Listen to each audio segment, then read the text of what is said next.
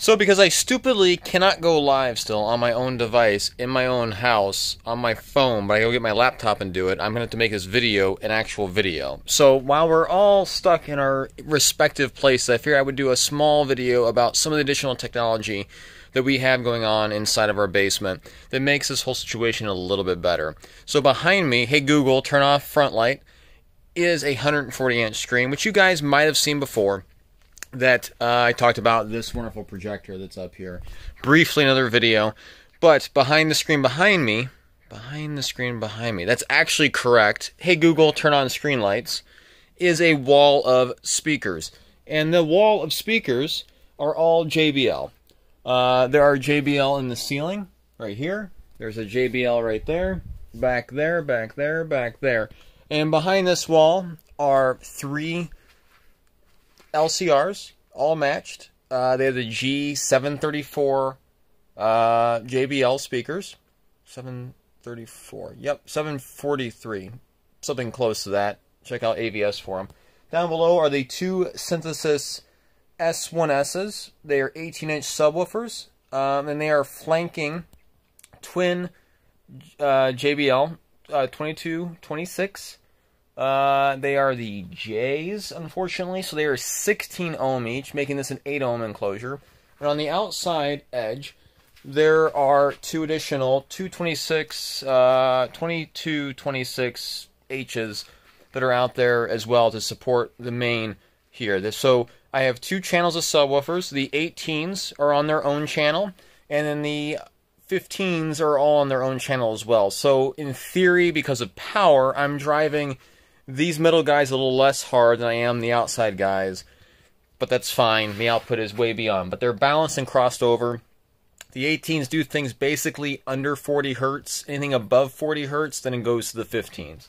And up here, sitting on top, which people tend to ask about, is a super tweeter.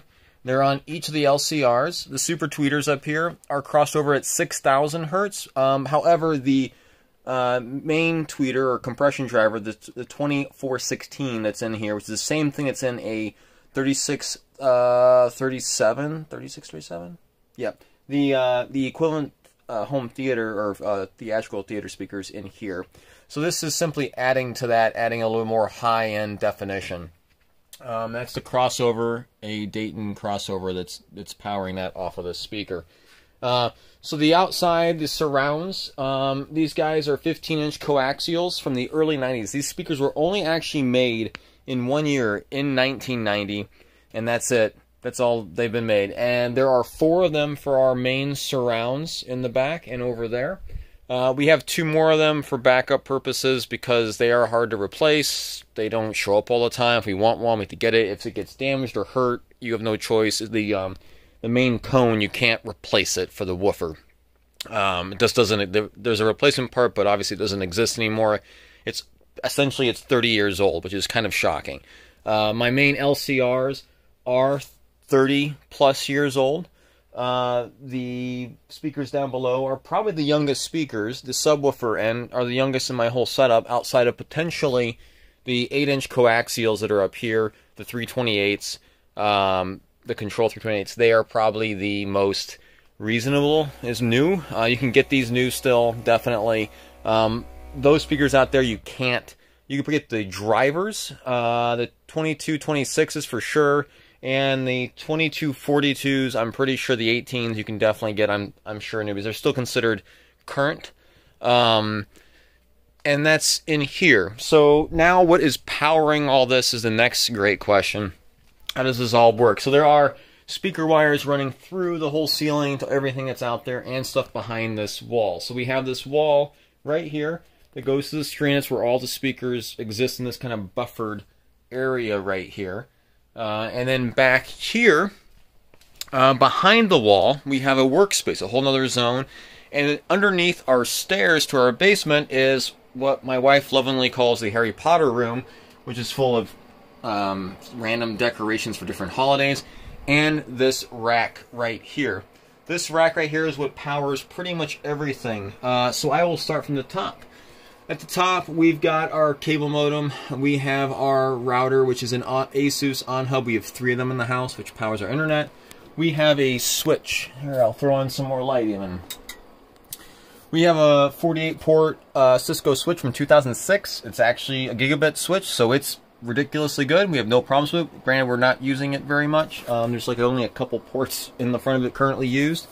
And right here, down below, we have a NVIDIA Shield.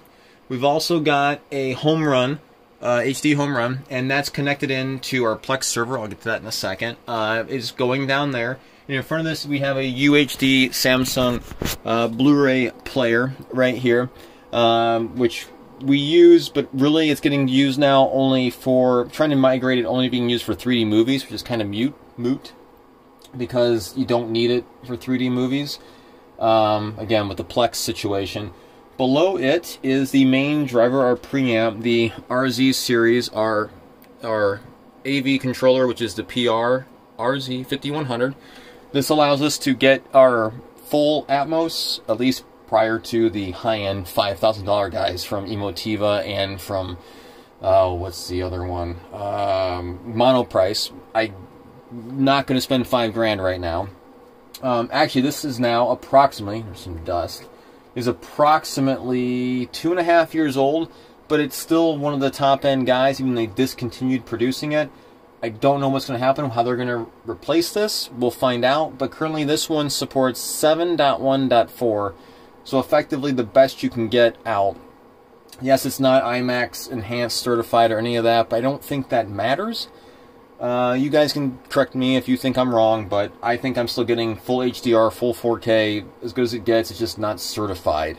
So below that are the amplifiers that power everything. These are iNukes. All iNukes are powering everything. The iNukes are the NU, as you can see, NU4 6000s, 3 of them, and then a 3000 with DSP, which is what powers the subwoofers. This guy powers all the subs in the 2 channels, one for the 15s, one for the 18s, and everything else up here is all matched, and this is all powering all the mains behind the screen and out there. I have them all set to half power.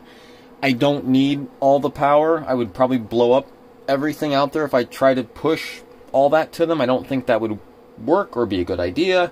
I can hit reference level sound at about -10 for everything on the Onkyo with these at half. So I probably don't need to do that. Granted, all my speakers out there have a nominal efficiency of 102 dB plus, so yeah, it's way beyond my needs. And granted, the duplication of subs, I mean that they're breaking 100 dB efficiency, so this single iNuke is plenty. So going below that, then you can see all the cabling, all XLRs, everything running, all balanced, all that, and that's makes things so much easier. Color coding makes it simpler because I can go from the top color to the bottom color and find it to see which one it goes to. I don't have to label it, which helps. Obviously, yes, I am not using one channel on one amplifier because I have no use for it. These are 4-channel amplifiers, so I don't know what to do with it. If you guys have ideas as to what I could do with this random extra channel, it's got 1500 watts of power at 4 ohms, please let me know. Don't say more subwoofers. Come up with a different idea. I don't know what to do with it. Let me know. Maybe save it for the future, possibly for when we actually add the extra channels. That seems to make sense to me, but I like your ideas. Give me your ideas in the comments below. Beneath that, we've got this keyboard and a power supply. This is a Kangaroo. This is the emergency computer guy that we have down here. I'm going to wipe off the dust because there's dust on it. This is a computer, a full-fledged computer. It's got HDMI, it's got everything else, it's running, it's got a battery power supply inside of it, so if it does get unplugged, it stays on, which is great. This is the emergency. This has TeamViewer on it, and this also has direct access to be able to connect to it through VPN, not VPN directly, but through RDC with VPN. So if we do have an internet problem to where I can't use the VPN, I can get into this guy and then fix things internally. That's the idea behind it, and it doesn't use barely any power. So it's just on all the time there. And beneath that's the thing which most people are probably going to ask the most questions about, is this giant server. This guy right here is about to have 49 terabytes. We're upgrading from 45 to 49. I have a 4 terabyte drive that's getting ready to be added to it. A 4 terabyte drive, I should say. This is my UNRAID server. We're running PLEX on it. So almost all of our movies, everything else is all on this guy on server, and it has dual redundancy backup. So it's got two drives in here that if one of them fails, or if two of them fails, or if any of the drives in here fail, basically I can quickly replace and swap it out and not lose any data. Also, currently it's running a backup software called, I'm blanking on the name of it, but it is a software that allows it to upload all of its data online for $10 a month, practically free in my opinion, and it's accessible anywhere with no recovery costs. So this is great. And then obviously this monitor here is for monitoring it if I need it. It's there. Granted, I could probably clean up this space a little bit. It's not perfect. Beneath that is the second most important thing, as I drop a controller behind me. And that is basically how everything gets protected. Down here is an APC power backup. Granted, you can probably see that there are no batteries in it. There are batteries sitting right here. These are lawnmower batteries that basically all I did is wire them up to work with this, and it works just fine. You can see that it's barely doing anything or nothing. There's almost no load. The batteries are fully charged. I've stress tested this with these batteries. You can run a lot of crap off of it and it's never going to fail. This is cheap. Granted, it should last. It just needs to prevent it. So, like, my main concern is that you have a server like this, right? And the biggest problem you run into half the time is that you can have a power blip, power loss, right? Doesn't have to be an extended power outage, but you get a quick blip, and then all of a sudden your server turns off, and that's not good when you're trying to have data and redundancy with raids and everything else. That's not great. So it prevents that from basically happening. And that's why it's important just to prevent that blip to where it never loses power. So that's more or less our setup. It's been great for this situation we're in right now, where we can watch tons of things and have easy access to it. It's good for friends and family too, because currently they're able to access some of our data as well, which is fantastic. Just trying to make it easier for everyone to get through this whole seclusionary world of awful. I want to go back to being normal, back to life to being fun and easy in a good kind of way. But we are going to have some more advanced things down here. I'm going to be adding to the rack soon. We have this cassette deck that's going to go into the rack. We have this combo DVD VHS tape player that has HDMI, which is really exciting. So we can actually play VHS tapes, not that I'm going to very often, into the system. But more importantly, beneath it is a Laserdisc player that will be able to feed into this guy through S-Video, which it supports. And then we'll be able to then output the S-Video from the Laserdisc player into the HDMI, into the whole receiver, and play down here. Now what's even more fun is that obviously that has 5.1 surround sound, AC3 and things like that. So we'll be able to get that full surround sound effect, which might be really cool in my opinion. And we have a lot of Laserdiscs back over here to play.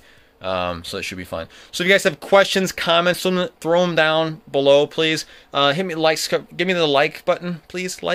Subscribe. If you got questions, throw them my way. I'll do a specific video on it.